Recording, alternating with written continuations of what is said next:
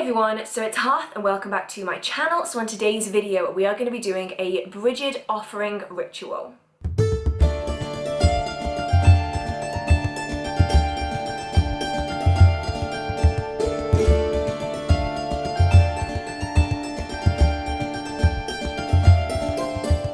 Now I don't often show my offerings for Brighid on this channel. I actually don't really show them at all. I don't even really talk about it.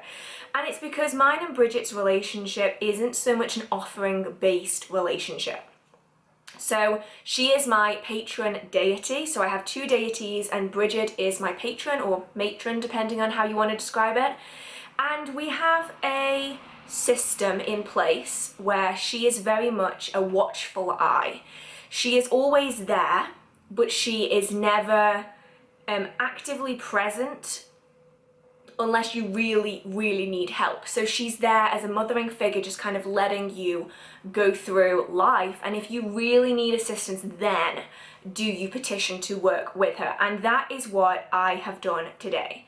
So I'm not going to go too much into the specifics of what this ritual, this offering was for, because that is very personal to me and the other people involved, but I did want to show you the process so that you could kind of get an idea of how I do give offerings to one of my goddesses, because every goddess is going to be slightly different and every individual practitioner is going to have a slightly different way of giving offerings.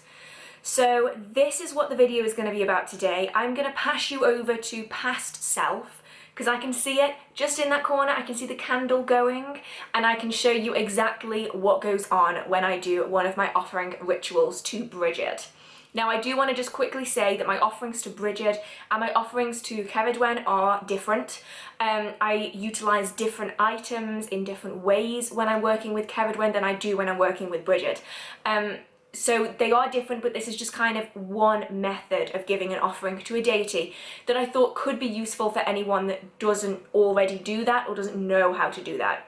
So enough of me talking, I'll pass you over to past self to talk through the offering. So the first thing that I have is a mirror dish. Now I'm going to be using this mainly to protect the offering from interfering forces, but also to serve as a protection for the altar against the heat, and it also gives me something to adhere the candle onto. I then have a coaster, which is mainly just there to protect the rest of the altar from the heat of the cauldron, because I am planning on using charcoal discs, which do get incredibly hot.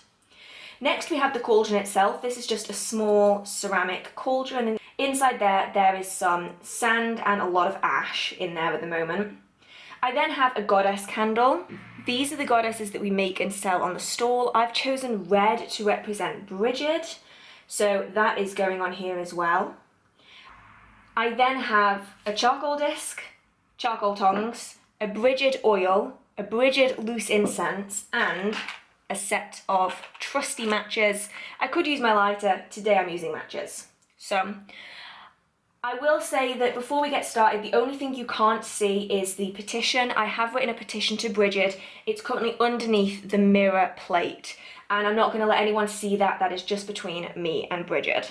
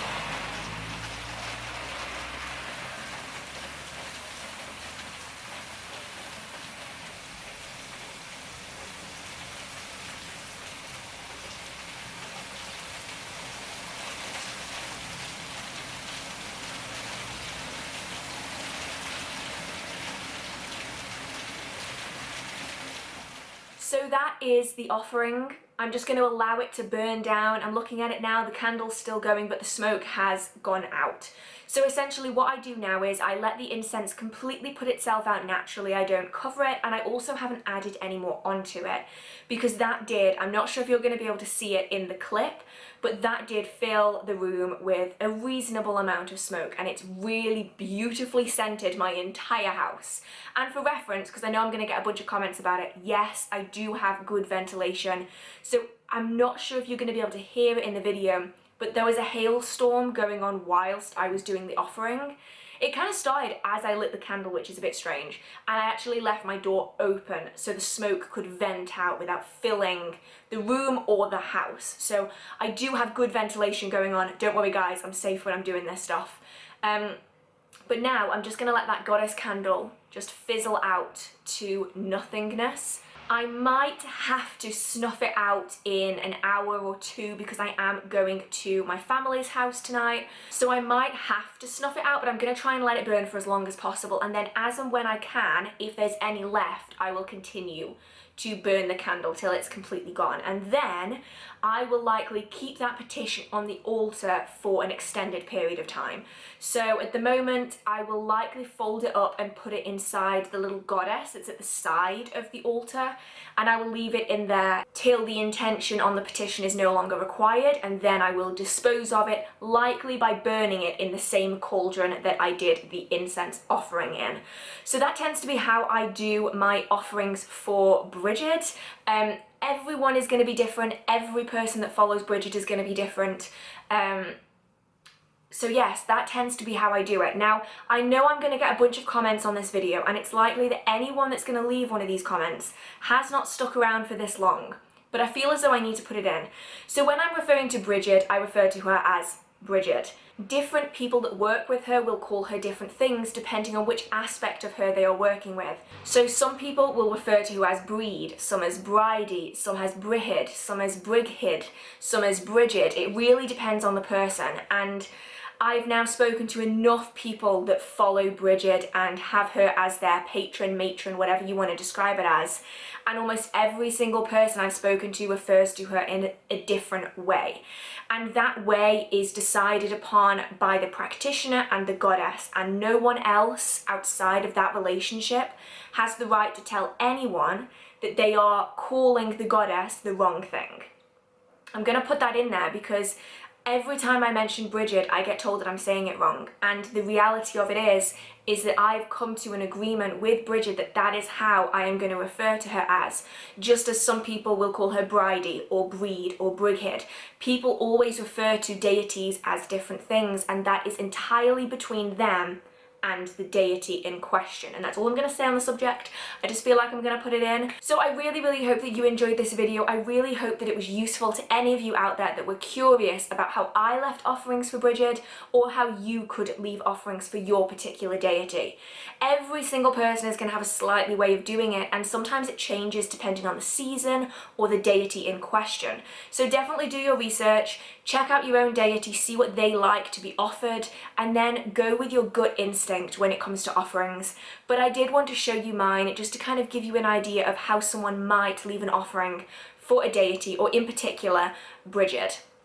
So thank you guys so much for watching. I really hope that it was useful. If you enjoyed it, feel free to give it a like. It really means so much to me. If you have any comments, questions, concerns, video ideas, or just want to chit chat with the community, down in the comment section, feel free to post a comment. And if you do enjoy the magical content on this channel or in this video, feel free to hit subscribe. I do try to post magical related content every Wednesday and every Saturday at 6 p.m.